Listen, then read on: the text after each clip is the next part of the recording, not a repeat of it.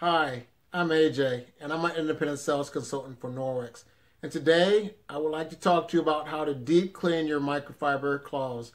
And the reason you do this is because a lot of gunk gets trapped into the fibers if you have not properly laundered them. And this way, this will help to get your cloths working effectively.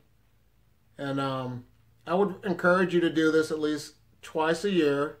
And how you would do this, you would use our Norwex laundry detergent. It's the Ultra Power Plus, and it comes in a powdered form. And the reason I would recommend this one is because that is what I use on all of my Norwex products.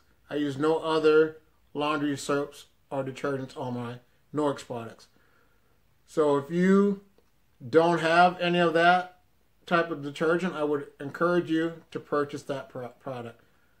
So what you would do, you would put your dirty towels into your sink, boil some water, pour in a tablespoon of our Ultra Power Plus laundry detergent, and once it comes to a complete boil, turn off your water, turn off the boiler, remove the pot, and pour the pot of hot water and soap detergent mixture into the sink and let it sit for about 10 minutes, and then you will see all the gunk come out of your microfiber towels and products.